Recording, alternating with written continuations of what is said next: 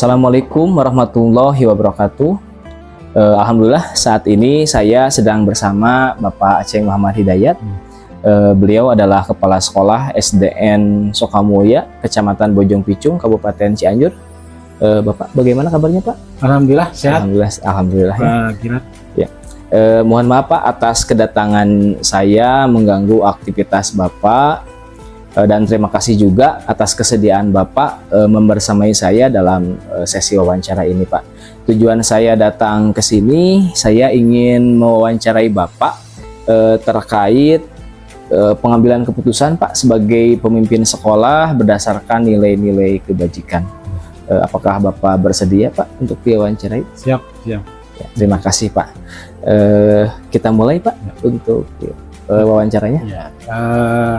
Sebelum kita wawancara, ngobrol lah. Iya. Saya mengucapkan selamat Hari Santri Nasional. Selamat Hari Santri Nasional. Mudah-mudahan santri lebih berpartisipasi dalam kemajuan bangsa ini. Amin. Ya, baik Bapak, kita mulai sesi wawancaranya Bapak. Ada beberapa pertanyaan yang ingin saya lontarkan kepada Bapak terkait dilema etika dan bujukan moral. Barangkali nanti kalau memang berkenan Bapak boleh menjawab, ketika tidak berkenan pun sebetulnya tidak apa-apa Pak, ketika memang tidak berkenan untuk menjawab. Untuk yang pertama Bapak, selama ini bagaimana Bapak mengidentifikasi kasus-kasus yang merupakan dilema etika atau bujukan moral Pak? Nah, untuk menentukan satu keputusan apakah ini termasuk bujukan moral atau dilema etika. Itu di sini dilihat dulu identifikasi kasusnya dulu. Betul. Apakah nanti masuk ke dilema etika atau ke bujukan moral? Nah itu nanti kalaupun ini perlu dimusyawarahkan dengan guru, baru kita jadwalkan untuk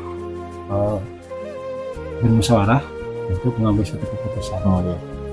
Jadi Bapak mengidentifikasi kasus-kasus tersebut dengan cara bermusyawarah berarti Pak ya, dengan rekan-rekan guru yang lain. Untuk selanjutnya Bapak, selama ini bagaimana Bapak menjalankan pengambilan keputusan di sekolah Bapak, terutama untuk kasus-kasus yang mana dua kasus tersebut itu sama-sama benar Pak dan mengandung nilai-nilai kebajikan Pak?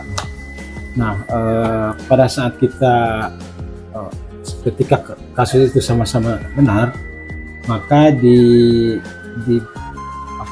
diberikan kira-kira skala prioritas apa yang perlu dilaksanakan. Artinya prioritas itu prioritas yang memang untuk kemajuan siswa. Betul. Jadi skala pengaruhnya lebih ke peningkatan mutu pembelajaran, kualitas siswa. Betul. Jadi katakan prioritasnya yang di skala prioritas yang diambil ketika itu benar dan atau benar. Iya betul Pak. Ya. Jadi skala prioritasnya Pak ya. Jadi ketika ada dua kasus yang memang sama-sama benar, jadi Bapak melihat skala prioritas kebenarannya lebih besar yang mana? Ini seperti itu Pak ya. Ya, terima kasih Bapak. Untuk yang berikutnya Pak, langkah-langkah atau prosedur apa yang biasanya Bapak lakukan selama ini Pak? Langkah-langkah dari ketika akan memberikan suatu keputusan, tentunya kita mengidentifikasi kasus itu sendiri. Apakah kasus itu ini perlu dimusyawarahkan dengan kepala guru, atau misalnya ini masuknya ke otoritas, kan kepemimpinan itu ada sifat demokratis, ada kita kadang suatu saat kita harus hak otoritas kepala sekolah. Betul. Jadi dipilah-pilah dulu. Maka misalnya ini masuk, ini otoritas kepala sekolah, ini perlu dimusyawarahkan. Tapi dilihat data itu, identifikasi kasusnya. Betul Pak. Ya, jadi identifikasi itu merupakan step atau langkah yang penting ya Pak ya untuk memutuskan suatu permasalahan, apakah permasalahan tersebut perlu dimusyawarahkan dulu dengan guru-guru mungkin Pak ya seperti itu, atau itu adalah otoritas Bapak sebagai kepala sekolah untuk mengambil keputusan tersebut, mungkin seperti itu Pak ya. Ya, berikutnya Pak, hal-hal apa saja yang selama ini Bapak anggap efektif dalam pengambilan keputusan Pak pada kasus-kasus dilema etika Pak? Yang efektif untuk supaya hasil itu lebih efektif, tentunya tadi itu ada yang memang perlu dimusyawarahkan. Iya. Kita musyawarahkan. Nah, tentunya juga ketika bermusyawarah kita lebih dibuat kesepakatan bersama musyawarah itu. Aturannya seperti apa musyawarah itu. Lalu kapan selesainya musyawarah itu? Jadi ada semacam sebelum musyawarah itu ada kesepakatan antara kita bersama. Dan tentukan langkah-langkahnya, langkah apa yang mana yang akan kita musyawarahkan dulu, tentukan poin-poinnya yang akan kita bahas itu. Jadi ada kesepakatan gitu. Waktu, kesepakatan cara membuat keputusan, betul. Semacam kerangka seperti itu yang biasa dilaksanakan di sekolah kami. Iya betul Pak. Jadi musyawarah itu adalah salah satu hal yang paling efektif Pak ya dalam menyelesaikan sebuah permasalahan, dan tentu setelah menyelesaikan permasalahan dalam pengambilan keputusan pun tentu musyawarah merupakan salah satu hal yang paling efektif ya Pak ya. Berikutnya Bapak, hal apa saja yang merupakan tantangan bagi Bapak dalam pengambilan keputusan pada kasus-kasus dilema etika Pak?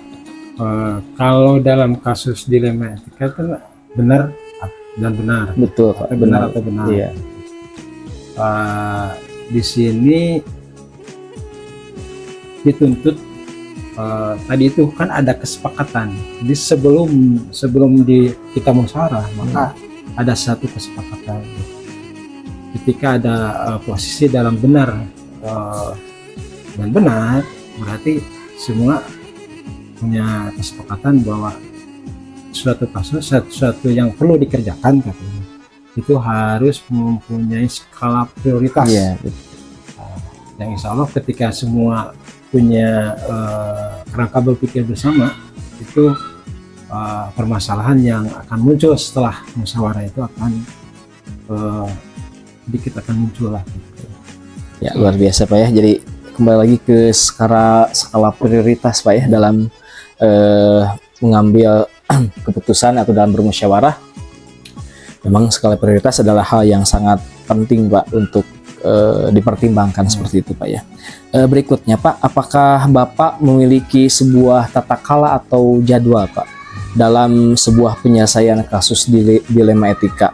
Apakah Bapak memiliki jadwal atau biasanya Bapak langsung menyelesaikan di tempat Pak untuk kasus-kasus dilema etika Pak? Untuk kasus-kasus yang dilema etika itu dilihat dari bobotnya. Betul. Bobot dari kasus itu sendiri. Betul.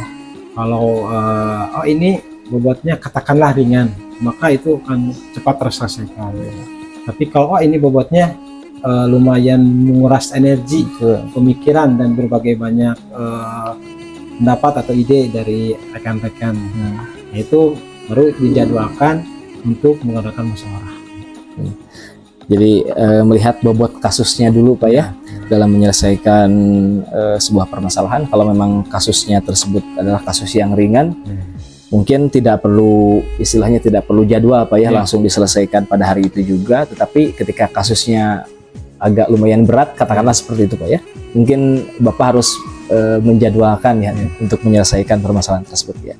Baik Bapak, pertanyaan berikutnya Pak, adakah seseorang atau faktor-faktor yang selama ini mempermudah Bapak atau membantu Bapak dalam pengambilan keputusan dalam kasus-kasus dilema etika Pak? Tentunya pasti ada, karena di sekolah itu ada, katakanlah ada bidang garapan atau divisi-divisi. Misalnya hal-hal yang berkaitan dengan keuangan itu bisa diberikan lebih kesempatan yang lebih itu kepada operator keuangan, operator bos misalnya. Misalnya kalau kesiswaan itu ada yang memegang gurunya tersendiri, gitu. Kita berikan lebih kesempatan itu lebih ke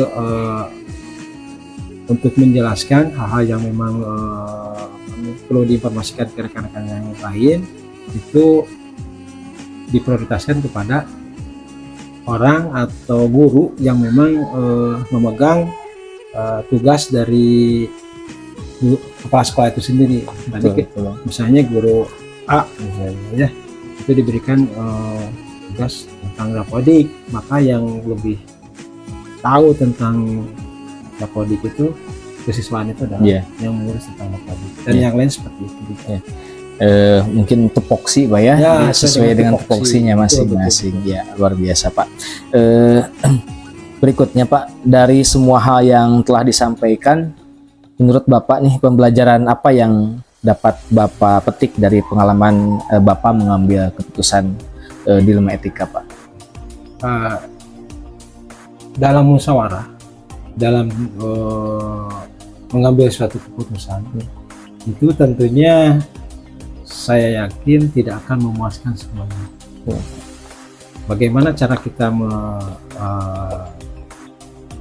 supaya yang tidak puas itu tidak tidak kecewa lah, maka diberikan suatu pencerahan tentang aturan-aturan dari musyawarah itu sendiri. Pada intinya hasil musyawarah itu harus diamankan lah.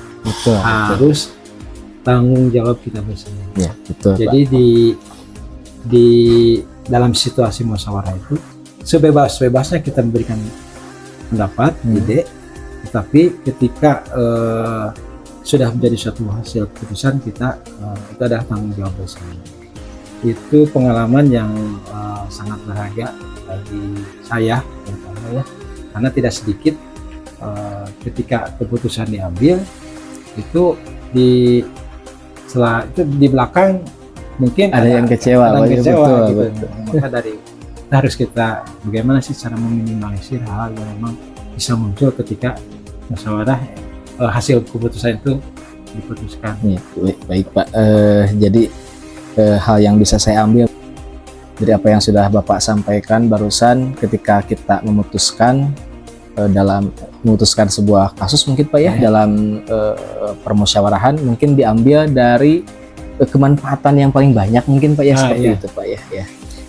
Ya baik Bapak, terima kasih atas waktunya yang singkat ini. Sebetulnya saya masih betah nih Pak berada di sini, tetapi mungkin wawancara kita dicukupkan sekian. Sekali lagi saya ucapkan terima kasih kepada Bapak karena sudah memberikan waktu kepada saya untuk mewawancari Bapak pada kesempatan kali ini. Dari apa yang sudah Bapak sampaikan, ini menjadi manfaat yang sangat luar biasa untuk saya Pak. Pengalaman baru juga untuk saya, ternyata menjadi pemimpin itu tidak mudah Pak ya. Banyak tantangan. Dan jangan salah, kepemimpinan itu butuh pengalaman. Betul Pak, itu yang paling penting Pak. Pengalaman adalah hal yang paling berharga mungkin Pak ya, seperti itu ya. Baik, sekali lagi Bapak terima kasih atas kesempatan yang diberikan. Mohon maaf sudah mengganggu aktivitas Bapak. Ditutup dengan Allahul muwaffiq ila aqwamit thoriq. Wassalamualaikum warahmatullahi wabarakatuh. Wassalamualaikum warahmatullahi wabarakatuh.